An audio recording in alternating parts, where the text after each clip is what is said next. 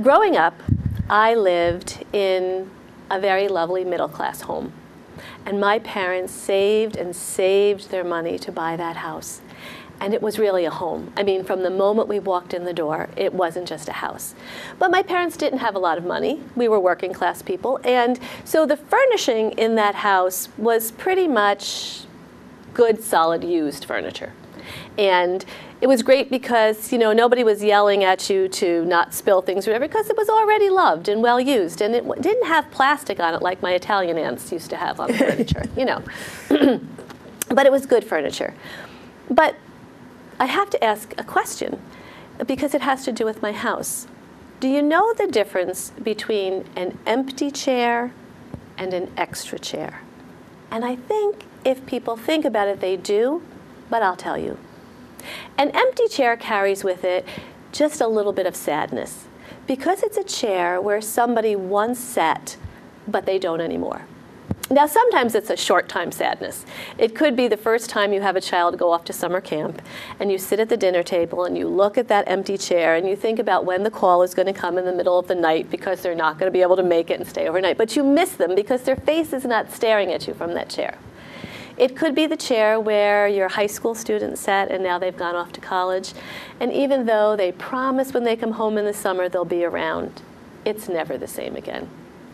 Or maybe you have a child who has grown up and gotten married and has started a home of their own. It could be close by, but it might be far away. And when they come back, they barely get to sit in that chair. They're so busy. Or maybe a grandparent sat in that chair and they're no longer with you. So that chair has a little bit of sadness in it. But an extra chair opens up the whole world, and I'll tell you why.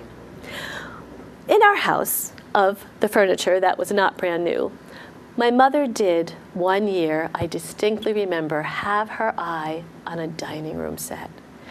Now, I can remember she came home and she told us all about it, and she said she really wanted it, but there wasn't money for a new dining room set. Today, you might go out with your credit card and say, I'll worry about paying it off. But now, my parents had a credit card, but it was only for emergencies. We had a perfectly good functional dining room table, and my parents were not going to use a credit card. So my mother put yet another coffee can on top of the refrigerator. You know, they were marked with all different things, and this one was marked dining room set. And whenever there was a bit of extra money, she would put it in the coffee can. And it took a long time to save. And when she finally had the money, I know that I was worried as the oldest child that that dining room set was not going to be there anymore. I mean, it was a long time since she had looked at it. But I remember her coming home and saying, it's going to be delivered on Friday. Now, Thursday, she emptied everything out of that room. There was just the rug, and she waited Friday morning, and I can still see her face as they carried in the furniture.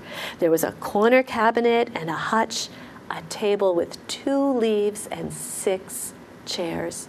And for a while, she really just stood and stared at it. And then she put her very best tablecloth on it, and in the middle, she put the flowers that my father had sent.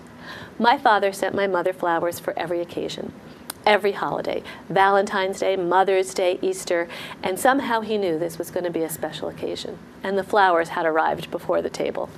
That night, she prepared dinner, and we came in to sit.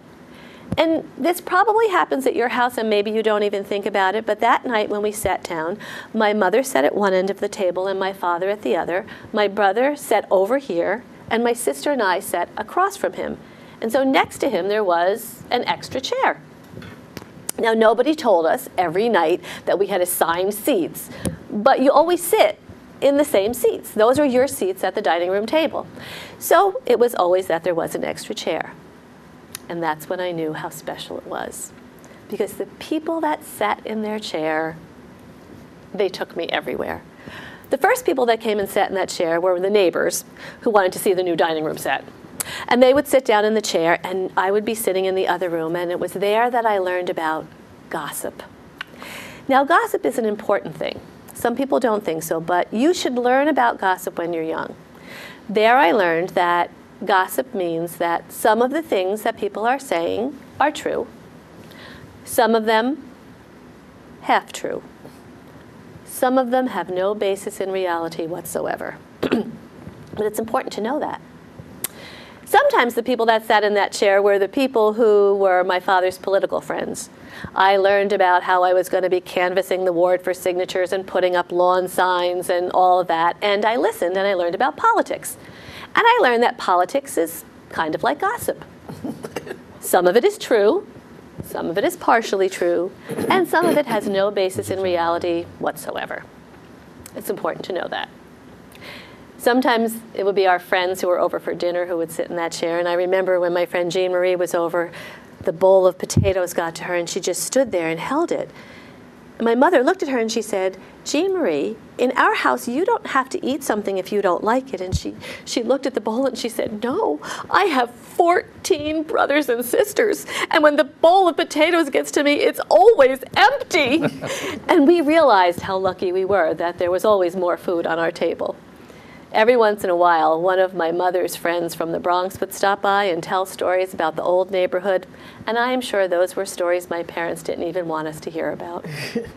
And every once in a while, some of the oldest relatives would sit there and talk about how our relatives came from Ireland and from Italy.